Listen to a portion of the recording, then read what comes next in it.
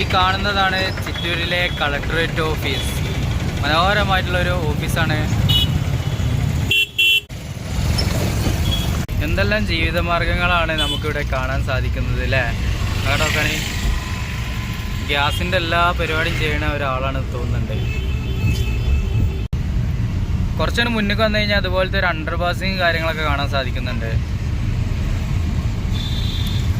ഇവിടെയൊക്കെ വെള്ളം വരാൻ ചാൻസ് ഉള്ളതുകൊണ്ട് തന്നെ കുറച്ച് ഹൈറ്റിലാണ് നടപ്പാത കാര്യങ്ങളൊക്കെ ഉണ്ടാക്കിയിട്ടുള്ളത്. അതുപോലെ സ്ട്രീറ്റ് കച്ചവടങ്ങൾ നമുക്ക് ഒരുപാട് കാണാൻ സാധിക്കും. ഇങ്ങനെ സ്ട്രീറ്റ് കച്ചവടം ചെയ്യുന്നതിന് വേണ്ടിയിട്ട് മുനിസിപ്പാലിറ്റിയിൽ നിന്ന് പിരിവ് കാര്യങ്ങളൊക്കെ തന്നെ ഇവിടെ ഉണ്ട്. ഒരു വണ്ടിക്ക് 100 രൂപ എന്നുള്ള രീതിയിലാണ് ഈ ഏരിയയിൽ പിരിച്ചുകൊണ്ടിരിക്കുന്നത്. വലിയ വണ്ടികൾക്കൊക്കെ തന്നെ കൂടും. ചില ഏരിയയിൽ 20 മുതൽ സ്റ്റാർട്ടിംഗ് ആണ്. 20, 30, 40, 80 രൂപ വരെയൊക്കെ പലയിടത്തും കൊടുത്തിട്ടുണ്ട്. ഇവിടെയാണ് കൂടുതലായിട്ട് കണ്ടത്. അതുകൊണ്ടാണ് ഇത്രയും സ്ട്രീറ്റ് കച്ചവടം ഇവിടെ വരുന്നതും. നല്ലൊരു വരുമാന മാർഗമാണ് മുനിസിപ്പാലിറ്റിക്ക് ഇതുകൊണ്ട് ഉണ്ടാവുന്നത്. പുതിയ പുതിയ ബിൽഡിങ്ങുകൾ കാര്യങ്ങളൊക്കെ തന്നെ നമുക്കിവിടെ കാണാൻ സാധിക്കുന്നുണ്ട്. ചെറുകിട കച്ചവടങ്ങളും നമുക്കിവിടെ കാണാൻ സാധിക്കുന്നുണ്ട്. അപ്ഡേറ്റ് ആയിട്ടുള്ള ഒരുപാട് കച്ചവട സ്ഥാപനങ്ങളൊക്കെ തന്നെ കാണാനും സാധിക്കുന്നുണ്ട്. ഇതൊരു ഫുഡ് കോർട്ടാണ്. മുൻഭാഗത്തായിട്ട് നമുക്ക് നല്ലൊരു ക്ഷേത്രം കാണാൻ സാധിക്കും. സായിബാബയുടെ ഒരു ക്ഷേത്രമാണ്. പള്ളി, അമ്പലം ഇങ്ങനെയുള്ള എല്ലാ സംഭവങ്ങളും മിക്സ് ആയിട്ടുള്ളൊരു ക്ഷേത്രമാണ്. എന്താണെന്ന് വല്ല ഐഡിയ കിട്ടിക്കണം നിങ്ങൾക്ക്? ഇങ്ങോട്ടൊക്കെ കാണി മേലേക്ക് പള്ളി, അമ്പലം, ചർച്ച് മൂന്നും കൂടി ഒരു കുടക്കീൽ. സായിബാബയുടെ ഒരു ആരാധനാ കേന്ദ്രമാണിത്. ഇതല്ലേ നമുക്ക് വേണ്ടത്? നമ്മൾ ആഗ്രഹിക്കുന്നത് ഇതല്ലേ? ഒരു കുടക്കീൽ എന്നുള്ള രീതിയിൽ പരിപാടി കാര്യങ്ങളൊക്കെ നടക്കുന്നുണ്ട്. അതുകൊണ്ട് തന്നെ ഈ ഫ്രണ്ടിലായിട്ട് ഇറക്കിയിട്ടുള്ള സംഭവങ്ങളൊക്കെ ഇപ്പോൾ കണ്ടതാണ്. എന്തോ പരിപാടി നടക്കുന്നുണ്ട്. എന്തായാലും ആ ഒരു ആശയം കൊള്ളാം. നമ്മളൊക്കെ ചിന്തിക്കുന്നതിൽ നിന്നും വിലയിരുത്തിക്കൊണ്ടിരിക്കുന്നതിൽ നിന്നൊക്കെ എത്രയോ മാറ്റങ്ങളാണ് ആന്ധ്രാപ്രദേശിനുള്ളത്. അങ്ങനെ നോക്കിക്കൊള്ളട്ടെ. ബിൽഡിങ്ങിൻ്റെ കാര്യങ്ങളും മറ്റുള്ളതൊക്കെ നോക്കുമ്പോഴാണ് നമുക്ക് മനസ്സിലാക്കാൻ സാധിക്കുക. ആളുകളുടെ ജീവിത രീതി എന്ന് പറഞ്ഞു കഴിഞ്ഞാൽ ആ കർഷക സമൃദ്ധിയുടെ ആ ഒരു ജീവിത രീതി ആയതുകൊണ്ട് തന്നെ ആ ഒരു സിസ്റ്റം ഇവിടെ ഉണ്ട്. എങ്കിലും അപ്ഡേറ്റ് ആയിട്ടുള്ള ജീവിത രീതികൾ അല്ലെങ്കിൽ ഈ കർഷകരല്ലാത്ത ആളുകളില്ലേ, ഈ ജമീന്മാരായിട്ടുള്ള അല്ലെങ്കിൽ പണിയെടുപ്പിച്ചുകൊണ്ടിരിക്കുന്ന ആളുകൾ, അവരുടെ ജീവിത രീതികളൊക്കെ തന്നെ ഒരുപാട് അപ്ഡേറ്റ് ആയിട്ടുണ്ട്. അവരാണ് ഈ മാറ്റങ്ങളൊക്കെ ഇവിടെ കൊണ്ടുവരുന്നത്. കർഷകരെന്നും കർഷകരായിട്ടും പിന്നെ അത് ജോലി എടുപ്പിക്കുന്ന ആളുകൾ എന്നും ഉന്നമനത്തിലേക്ക് പോയിക്കൊണ്ടിരിക്കുന്ന കാഴ്ചയാണ് നമ്മൾ കണ്ടുകൊണ്ടിരിക്കുന്നത്. ചില്ലുകൾ, വീടുകൾ, കൾച്ചറുകൾ എല്ലാം തന്നെ ഡിഫറെൻ്റ് ആയിട്ടുണ്ട്. ഒരുപാട് അപ്ഡേറ്റ് ആയിട്ടുണ്ട്. ചിറ്റൂരിൻ്റെ ടൗണിൻ്റെ കുറച്ച് പുറംഭാഗമാണ് ഈ കാണുന്നതൊക്കെ. ഒരു ഗ്രാമീണ വൈവിധ്യം എന്ന് വേണമെങ്കിൽ വിലയിരുത്താം. അങ്ങനത്തെ ഒരു കാഴ്ചകളാണ് നമുക്കിവിടെ കാണാൻ സാധിക്കുന്നത്. മരിച്ചാൽ കൊണ്ടുപോകുന്ന വണ്ടികളാണ് ഈ കാണുന്നത്. വളരെയധികം അലങ്കരിച്ച് വെച്ചിട്ടുണ്ട്. ഇതുപോലത്തെ ഒരുപാട് വണ്ടികൾ നമുക്കിവിടെ കാണാൻ സാധിക്കും. ഈ വണ്ടിയിൽ ഇരുത്തിയിട്ട് കിടത്തിയിട്ട് പാട്ട് പാടിയിട്ട് ഇങ്ങനെയൊക്കെയാണ് കൊണ്ടുപോവുക.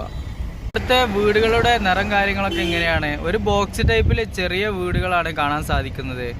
മേലേക്ക് കോണികളൊന്നും കാണാൻ സാധിക്കുന്നില്ല. ഇനി ഉണ്ടെങ്കിൽ തന്നെ പുറത്തു കൂടിയാണ് കോണി വെച്ചതൊക്കെ ആയിട്ട് കാണാൻ സാധിക്കുന്നത്. വീടുകളൊക്കെ കണ്ടില്ല, ഒരുപാട് അപ്ഡേറ്റ് ആയിട്ടുണ്ട്. ഇവിടുത്തെ ഓരോ ജീവിതങ്ങളാണ് ഈ കാണുന്നതൊക്കെ. ഇതൊരു 4 ജംഗ്ഷന്. ബോർഡുകളിലൊക്കെ തന്നെ എല്ലാ തലകളും കൊടുത്തിട്ടുണ്ട്. ഇതുപോലത്തെ ചെറുകിട കച്ചവടങ്ങളൊക്കെ തന്നെ നമുക്ക് കാണാൻ സാധിക്കുന്നുണ്ട്. കൃഷിയുമായി ബന്ധപ്പെട്ട കുറേ അഗ്രികൾച്ചർ ഫാമുകളൊക്കെ തന്നെ കാണാൻ സാധിക്കുന്നുണ്ട്.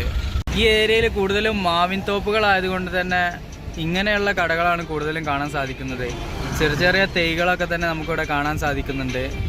അവിടെ ഇങ്ങനെ ഒരു മനോഹരമായിട്ടുള്ള ഒരു ഹനുമാന്റെ ക്ഷേത്രം കാണാൻ സാധിക്കുന്നുണ്ട്.